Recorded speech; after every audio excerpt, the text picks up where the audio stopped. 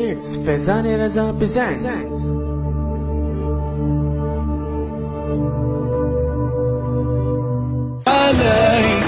لوگ کہتے ہیں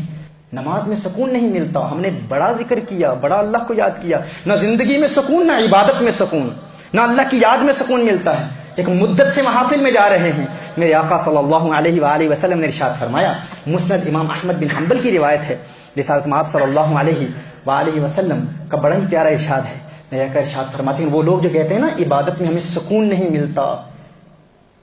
ہمیں تقوی میں سکون نہیں ملتا، ہمیں پرہیزگاری میں سکون نہیں ملتا، یہ عبادت میں بوریت محسوس ہوتی ہے، ہمیں موویز دیکھنے میں سکون ملتا ہے، ہمیں فلمز دیکھنے میں سکون ملتا ہے، جو سکون سنیما میں ملتا ہے وہ ہمیں نماز میں کیوں نہیں ملتا، جو سکون گناہ میں ملتا ہے وہ ہمیں نماز میں کیوں نہیں ملتا۔ اچھا، پھر وہی شخص کہتا ہے میں بڑا پرہیزگار بھی ہوں، بڑا نیکوکار بھی ہوں، وہ یہ بھول جاتا ہے کہ سکون اللہ نے ان عبادات میں رکھا ہے۔ جس طرح ایک بیمار شخص اس کو لذیذ اور اس کا پسندیدہ کھانا آپ دیں تو چونکہ وہ بیمار ہے، اس کا معدہ خراب ہے، اسے اس کھانے سے سکون نہیں ملے گا، خوشی نہیں ملے گی، لذت نہیں حاصل ہوگی۔ اب وہ کہے اس کھانے میں لذت نہیں ہے، نہ، کھانا وہی ہے، کھانے میں لذت ہے لیکن تو بیمار ہے۔ اسی طرح نماز میں سکون ہے، عبادت میں سکون ہے، لیکن ہمارا دل بیمار ہے، اس لیے ہمیں سکون نہیں ملتا۔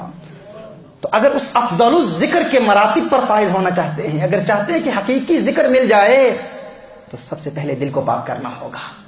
دل کو پاک کیسے کیا جائے گا، اس کا پریکٹیکل میتھڈ ابھی آپ کو انشاءاللہ تعالی میں بتاتا ہوں، تاکہ اس سے قبل یہ بات تو واضح ہو جائے کہ ان عبادتوں میں سکون ہے، لیکن ذکر کی محفل میں آنے والوں، اللہ کو یاد کرنے والوں، اور پوری دنیا میں جو لوگ مجھے اس وقت سن رہے ہیں، ان سے بھی یہی عرض کروں گا، جب بھی ذکر کی محفل میں جاؤ، سب سے پہلے یہ ارادہ کر لو کہ میں گناہوں سے پاک ہونے کی نیت سے جا رہا ہوں۔ یہ نہیں کہ پورا دن ذکر کرتے رہے اور رات کو گناہ کر لیا۔ ذکر کی لذت سے انسان پھر حقیقتاً محظوظ نہیں ہو پاتا۔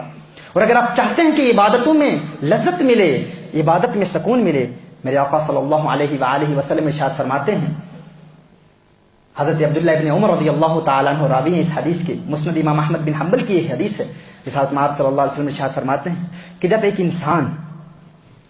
کسی حسین چہرے کو دیکھتا ہے اور غیر ارادی طور پر انسان کی نگاہ کسی کے حسن کو دیکھتی ہے،